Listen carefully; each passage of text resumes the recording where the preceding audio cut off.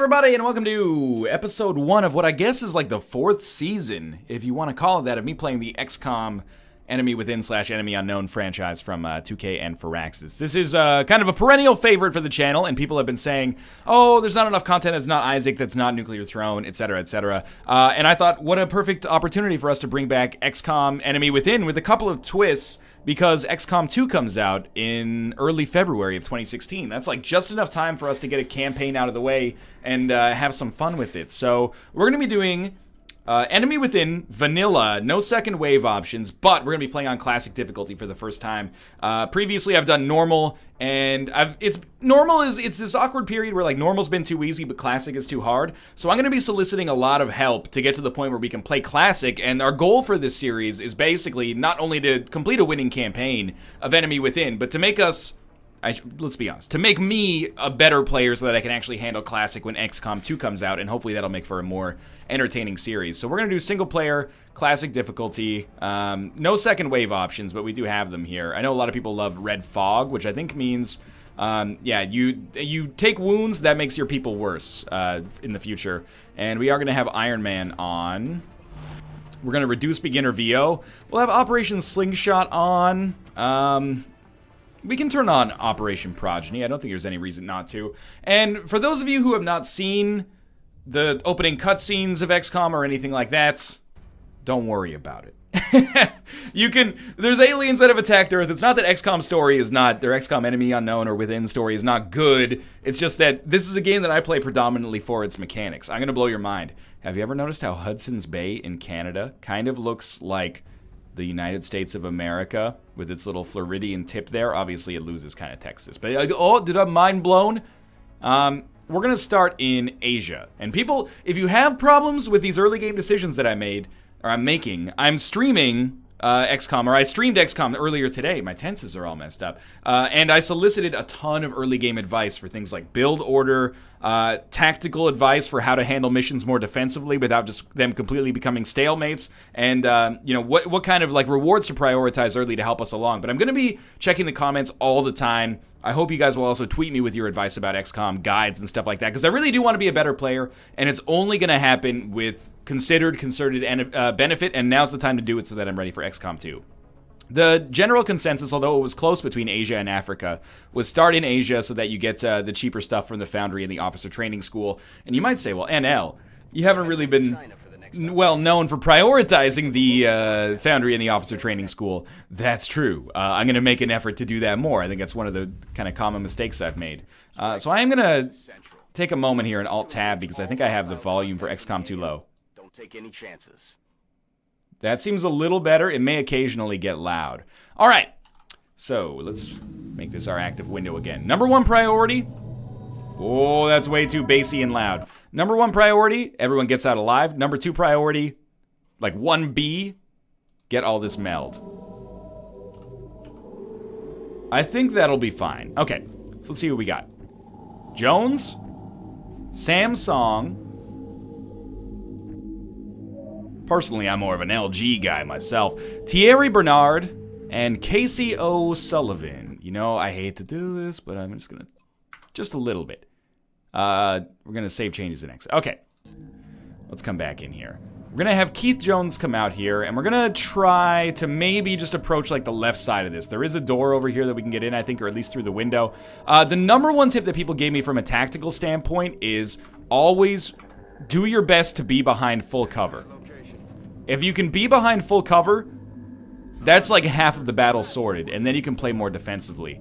And kind of just take the shots that you want to take and flank enemies and not be a huge risk of being hit yourself. So I'm going to take my dash move to get up here, and we're probably going to do the same thing here. Oh, shit. I really did not want to see an alien this early. So Keith Jones, we're going to take you out of the battle. And O'Sullivan, I think I'm going to pot you over here temporarily. I really hate that I cracked a pod this early because I wanted to see that meld canister through without causing ourselves any trouble, but that might be a little tricky here. All right, but we'll just take it slow. That's the other thing that people... Oh my god, we got both pods already? That's the other thing people told me, is take it slow. You might be saying, well, this is not taking it slow, NL. But in my defense, we haven't really moved that much. We just kind of got a shit draw right off the bat. That pod, I guess, had not been popped. This is kind of a terrible start, but I think we can get out of it with kind of a good use of grenades. For example, if we can toss this grenade here. I do want these early alien parts, which is not the best way to say that, probably. But I also just want to blow up their cover, so maybe we get some more flanking shots in here, and ensure that we don't get completely overwhelmed early, which is definitely, you know, a possibility. So, we want to make sure that if we're moving closer to these aliens, we have a second move that we can use to hunker down. So yeah, I think we come over here. There's only going to be 2 pods. We can actually use this to our advantage. 25, 45. A 45% shot is good, but I think I've made kind of a tactical mistake with this guy, moving him out there, so I'm going to hunker him down to lower his chances of being hit. 2 moves left. Again, we're going to go for half cover with a hunker here. And then this guy will have a chance to do an overwatch. And this is where we see if my early moves have been bad enough to make it impossible for us to get out of this without taking a few hits. I'm hoping that we're pulling back and thereby forcing the aliens to come to us. And maybe we'll get a lucky overwatch like this one. We missed, but I think our heart was in the right place. Inevitably, people are going to ask, why aren't you playing more Long War? Why aren't you playing more Long War? It's a totally serviceable question, by the way. Long War, if I'm being honest, is too difficult for me. That's the point. It's not meant to be balanced for people who are... I don't want to say casual. I mean, I have 150 hours in this game. It's not like I'm not into it. We got probably pretty lucky there. But the fact that they destroyed cover might give us an out. But Long War is meant for truly, truly hardcore players, of which I probably don't belong to that camp. So I will one day perhaps return to the Long War, but it's not going to be today. Let's take our 65% chance. That not critting is really bad. I think we may have to toss another grenade. And I know that this is bad for business because we're going to be missing out on these juicy alien parts. But I think that I lost that luxury the second I managed to pop those 2 pods this early. So we got a couple of choices. This guy has to move or this car will explode. This guy has a shot. I think we take the 65% chance. Too bad we didn't get that crit earlier. I know we could have gotten a 2-for-1 on the other guy, but I think that this is sensible. So we either, in my opinion, we have 3 moves. We take a half step and then hunker down. We take a half step and then we shoot, which I think is going to give us 25% odds. Or we take a full step back behind full cover. Normally, I probably would have taken a half step and then taken the shot, but I'm going to fall back here because I want to ensure that I'm not losing any units. I want to ensure that I'm playing better. And I actually didn't know there was a second sectoid back there. I should have been able to derive that, or, you know, come up with that assumption, reasonably speaking, but I didn't. I think, unless I win this turn, probably our meld canister is going to become unrecoverable. Not this one, sorry, the one on the other side of the map. There we go. So 1 meld canister, it's pretty good. That enemy is on Overwatch, which is really unfortunate for me. One thing we could do... By the way, if you're saying NL, you're using too many grenades, This was heavily suggested. Use grenades to blow up cover. As a result of that, get a much easier flank on these aliens. Even if this one... Oh, no, that one totally did it. So, I mean, yes, try not to use... or try not to blow up the aliens themselves, but if you can get the higher percentage shot as a result of it, it definitely seems like a good choice. I think we'll just overwatch you.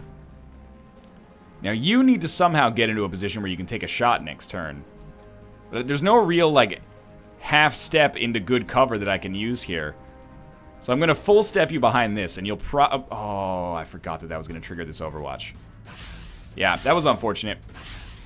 The good news is, because this is the first mission, after this mission, assuming he doesn't die, he'll be good as new to start again. Although I might want to take some rookies on our next mission if he gets a promotion anyway. So, He has moved, but he's triggered the overwatch from our unit over on this side. We did get a hit in there. It's not a kill, but it's a hit nonetheless. Is he gonna take a shot? What? Oh, don't panic. Thank you for not panicking, at least. Wow. That was unexpected. We're gonna try to flank here. An early death, I don't think it matters that much, but it's extraordinarily demoralizing. Well, that'll teach him to miss. We're gonna take our 45% chance on the Mind Melder. Oh, I was really hoping to get bailed out there. That's not how it worked, though. This counts as full cover. Kind of think we just take our Overwatch chance again. For this guy, kick open the door. That's not going to give you a better chance, but you might as well take your Overwatch. You've got full cover as well. Let's be honest. A little bit of sloppy play, no doubt about it, but also pretty terrible luck on that crit. Great shot from the alien. That kind of stuff is going to happen on Classic. Good stuff. Didn't get hit. So we will move behind. This, I think, opens us up to some flanking, but let's see how it looks after we come in. 65% chance to hit.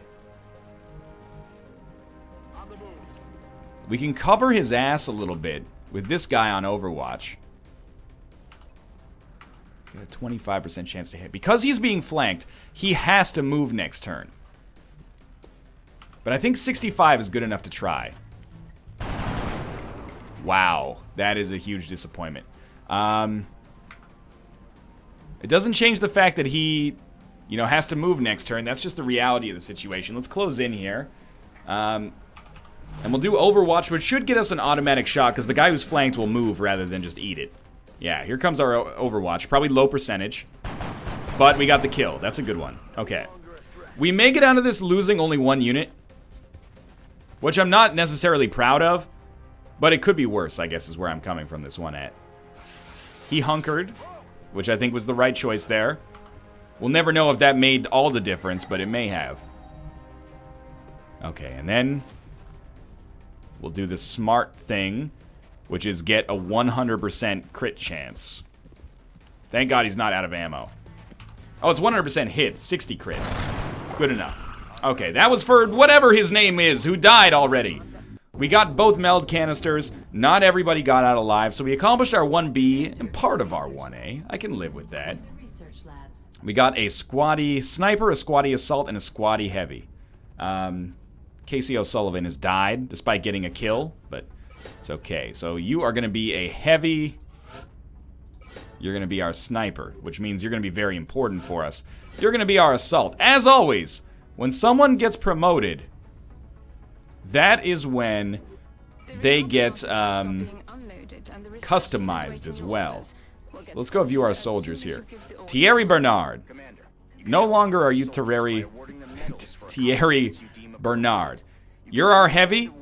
Look, Central, I'm talking right now. I know that the game's a little quiet. You can't really hear Central talking, but he's annoying me. I'm going to be an idiot and raise our volume again because I'm dumb. Save changes and exit. Okay, we're going to go to our barracks. We're going to view soldiers. As our heavy, you are going to be called... I'm going to name them all after Vancouver Canucks. No, that's a little self-serving. You're not going to be Roll Fizzle Beef. You're going to be Big McLarge. Huge. We're bringing him back. Oh, it said first name. Big Bernard. You know what? Big McLarge Huge. It's a great throwback. I can't not go for Big Bernard, which was just a happy accident. And then immediately, I'm not going to change your face, you know? We'll take you however you come to the XCOM project. Big Bernard is going to be decked out.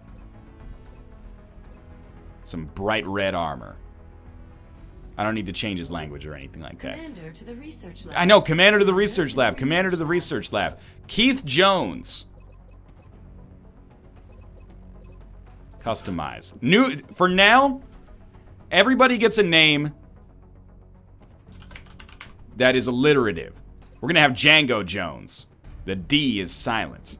he's going to be our assault. Doesn't Django Jones sound like a great name for an Australian assault? There's the double alliteration going on there. Django Jones has some mutton chops in my world. That's as close as we're going to get. Django Jones also wears some lightweight armor with the WWE Championship belt across his shoulder.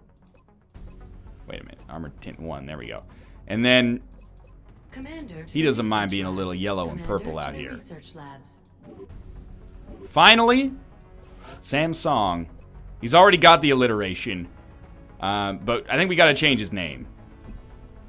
And we'll make him... he's already a sniper. Let's call him Scope. Scope Song. This sounds like a jingle about mouthwash, but we'll live with it. You know what?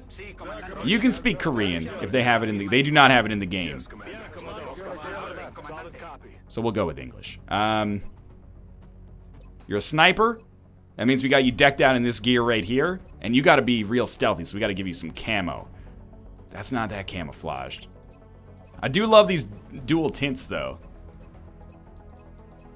There we go. That's camo-ish, maybe.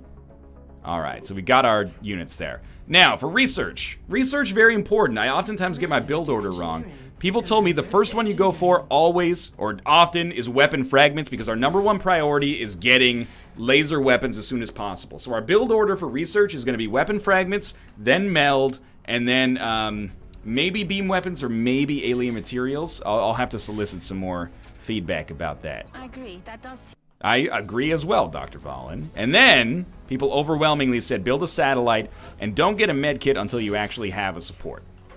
That seems sensible. So another thing that people have told me to prioritize is getting our sniper leveled up as soon as possible. Did I actually build a satellite? Let me go back here.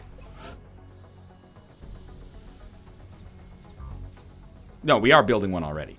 Okay, and we'll save the rest of our money maybe for scopes or something, but... Our wounded unit should come back soon because it is our sniper. But people told me prioritize the sniper upgrades as soon as possible. And also prioritize engineers. So if we can get 4 engineers here from the United States, we should. Unfortunately, our sniper cannot come on this mission. So I actually feel like we'll take maybe 3 rookies and 1 squatty.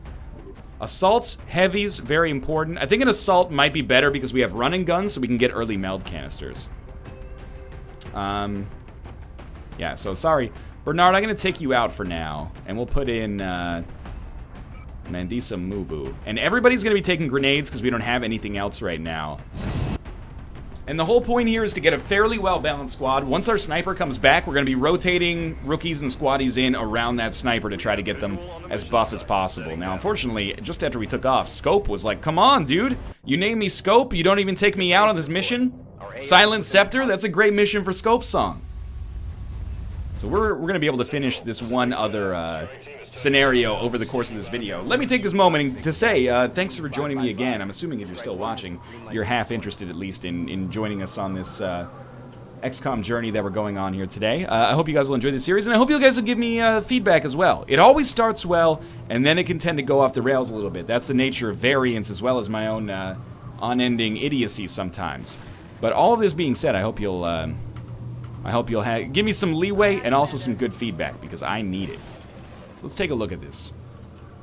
I'm gonna try not to tilt too hard about the fact that we did lose a. Oh, we got a meld canister already. That's super close. About the fact that we did lose a unit already. I think we got kind of the short end of the stick on that. I don't feel too bad about it. Okay, let's just overwatch everybody. One thing that people have told me is that I play XCOM much too quickly. We need to slow it down, and a lot of the times that normally I'd be running in kind of like willy-nilly, we'd be better served hunkering down and almost getting into a little bit of a prolonged firefight, as long as the odds are on our side. Aye, aye, Commander. Still keeping ourselves behind full cover just in case we accidentally pop a pod here. I am gonna dash. I know that's a rule of thumb, never dash, but I'm gonna dash because I feel like we're very likely to be safe there. It's really bad luck that our sniper ended up being not sick but wounded for just enough time to not be able to come out on this mission. We got a mind meld already. This is like we've only found 2/3 of the pod. Maybe that will trigger the third member. It was a mistake for me to overwatch with the shotgun there for sure. Alright, I might have expected one of our units to have a better chance to hit than that. But this at least gives us a good chance to look at... What?! Are you kidding me? Okay. This is okay. We have 2 panics. Oh, don't. How could you? You shot my squatty in your panic? May I just say... That's what I was looking for right there. I'm gonna take the 66% chance for the kill on this guy, even if we could go for the Mind Melder instead. I think we're kind of getting screwed on RNG here. It can happen, don't get me wrong, but come on. No, okay. We can recover this. We lost a rookie, and Jones is very wounded. I don't think that leaves us in a position where we're totally fucked.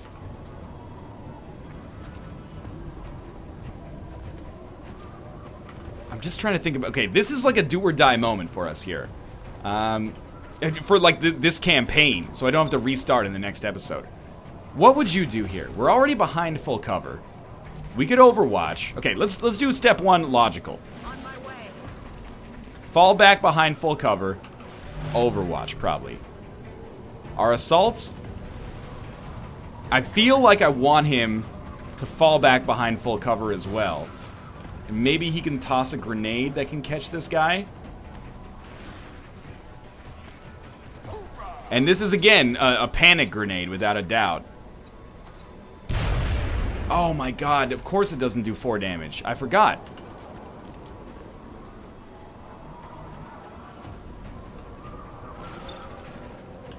Oh, man. Well, let's hope the overwatches would protect our guy from getting flanked, and we'll go for the 2-for-1. There are no words. There are no words for the feelings that I feel right now. There's a mind meld, of course, so they'll go to 2 HP. And presumably he's just going to take a shot. Oh no, he walked out, which means we might get very, very lucky. Damn it. Yep, damn it is right. Oh, that's a flank, isn't it? It better hit chance, at least. Oh my god! This sectoid is fucking unkillable. Okay, well, step 1. That meld canister is gone. Just accept that it is dead. This guy's gotta go. Probably I'm tilting a little bit and playing much worse than I should. Let's take our 50-50. It's not 50-50, but it's effectively 50-50. Okay, we've gotten rid of, I don't know, a third of the enemies we're supposed to fight here.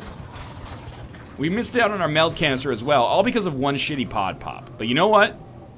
If we can get out of this mission, or if we can get out of the situation we're in right now, what have we lost? A rookie and a few days of our squatty. And a few days of our other rookie. It's not the end of the world yet. Save your grenades. Use them much smarter than you have been using them. And we still, I think, stand a chance to get out of this. It has been, from my perspective, and admittedly I'm a little biased, a little disproportionately unlucky that we popped that pod, he came out, critted us through a car while we might not have been in cover, we might have been flanked, but I really didn't expect the pod to pop there. Doesn't mean it's unfair. Just disproportionately unlucky. The dice did not smile on us. You can review the tape, but I'm pretty sure I didn't click there. Headed there now. Okay, so we've heard enemies over here. Without a doubt, everybody that's 1 hit away from death hunkers down. Our entire squad might be 1 hit away from death. But the hunkering is an important part of this as well right now. Heading to that location. Don't really love the idea of using our weaker teammates as our scouts right now. So we'll just hunker down, move up slowly but surely. And if we encounter an enemy, Something out there. we are busting him up. We're throwing grenades at him. Moving. We're doing everything in our power to make sure that these people make it back to the hospital. Good to go. And then you hunker. We probably should have put our second unit, like the unit in the middle, on Overwatch for this exact purpose. I don't think they'll take a shot at me this turn, though. Yeah, I think we're going to be able to sneak behind full cover here. On my way. Look sharp. Enemies rolling up. So we actually have 4 enemies. This will be every enemy. So if we've moved ourselves into a good enough position, can we get a grenade off that would actually kill 2, or at least remove the cover from the other from themselves? Like, what if we throw the best grenade of all time here? It's not gonna make it. Okay, better to know. Heading to that location. We do have a shot. It's 45. We probably end up taking that. Although I gotta admit, I should say, getting inside of the car, or the truck, I should say, seems like a good move as well. Okay, so you gotta move. We're gonna take the 45% chance and roll the dice. Sometimes that's gonna happen when you roll the dice, baby. What just happened? Is Kate White gonna be completely safe in here? I think she'll be pretty safe. Oh, they're taking a mind meld. That's fine. This is all a precursor to us running out and throwing 2 grenades next turn with the units that still have grenades. I'm waiting for the shots. Hold your breath. She panicked. Don't shoot your teammate. Don't shoot your teammate. That was almost ideal. We have a real problem on our hands, because our other units are not going to take turns. How in the good goddamn do we get out of this then? I think this guy's got to go. I was really hoping we get like a double grenade hit here. There's no way we managed to pull that off, though. Okay, let's start. Hopefully there's no Overwatch I'm missing here. This may be this unit's last stand. I don't think we can get them both. So we have to choose. But the grenade only does 3 damage. So we choose this one. Oh, this is the end of our life, isn't it?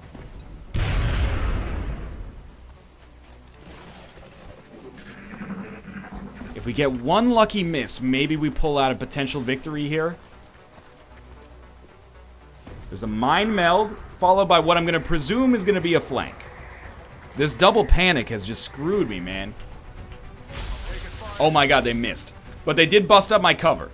And now my other unit is flanked. But they're a rookie. Cover my flank. Yep. Goodbye. She's given her life so that others may live. That's the true act of XCOM bravery. Tanganyika. You're coming this way. You will end this unit's life, or you will die yourself. And you have ended that unit's life, and I will never forget the sacrifice you've made today.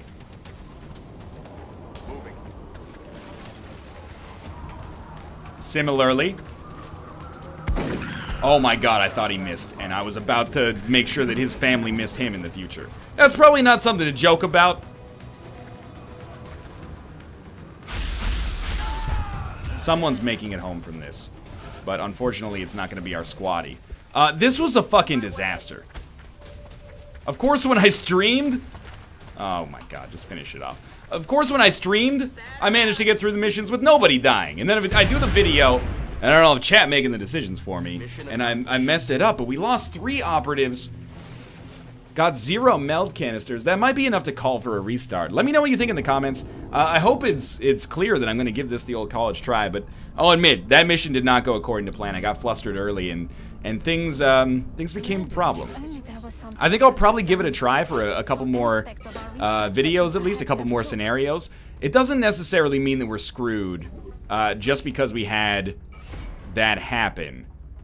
We still have our sniper. We have a squatty support now. But for now, thanks for watching. This is episode 1 of a new series, so if you enjoy it, show your support, click the like button. It helps out a great deal. And of course, subscribe if you want to see more in the future. But for now, thanks for watching. I'll be back with more XCOM hopefully tomorrow, and see ya then. Let me know what you think in the comments.